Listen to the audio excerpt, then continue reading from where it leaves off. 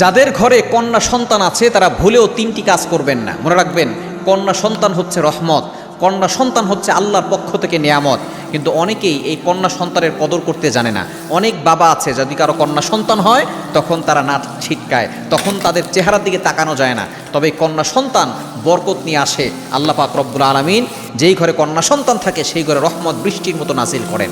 সুতরাং যাদের ঘরে কন্যা সন্তান আছে তারা তিনটি ভুল কাজ করবে না। নাম্বার ওয়ান, এক নাম্বার হচ্ছে যে যেই কন্যা সন্তান তার বাবা এবং তার আপন ভাই ছাড়া কারো কোলে তাকে বসতে দিবেন না, কোনো পুরুষের কোলে তাকে বসতে দিবেন না।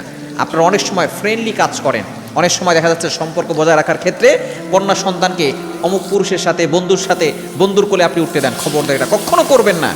আপনার কন্যা সন্তানের ব্যাপারে আপনি সতর্ক থাকবেন, তাকে সঠিক শিক্ষা দিবেন, তাকে ইসলামিক শিক্ষা দিবেন, তাকে ধর্মীয় শিক্ষা দিবেন। ছোটবেলা থেকেই আপনি এই শিক্ষা তাকে দিবেন, কিভাবে তাকে পরিচালনা করবেন, এবং তাকে মূল লক্ষ্য শিখাবেন যে আমাদের মূল লক্ষ্য, মূল টার্গেট হলো আমাদের জান্নাত। সুতরাং এক নাম্বার হচ্ছে একমাত্র বাবা ছাড়া, আপন ভাই ছাড়া কোনো পুরুষের কোলে তাকে বসতে দিবেন না।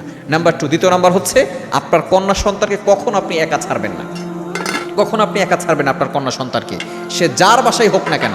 অনেক সময় দেখা যাচ্ছে আপনার কন্যা সন্তানকে আপনি পাঠিয়ে দিচ্ছেন আপনার ভাইয়ের বাসায়, অথচ আপনার ভাইয়ের ছেলে আছে, আপনার বোনের বাসায় পাঠিয়ে দিচ্ছেন, আপনার বোনের ছেলে আছে। কখনো আপনি আপনার কন্যা সন্তানকে একা কারো বাসায় পাঠাবেন না, এবং সবসময় সতর্ক থাকার চেষ্টা করবেন। এবং তিন নাম্বার হচ্ছে আপনার সন্তানকে সবসময় দেখে শুনে রাখবেন, যাতে করে তার সাথে কোনো অঘটনা যাতে করে না ঘটে।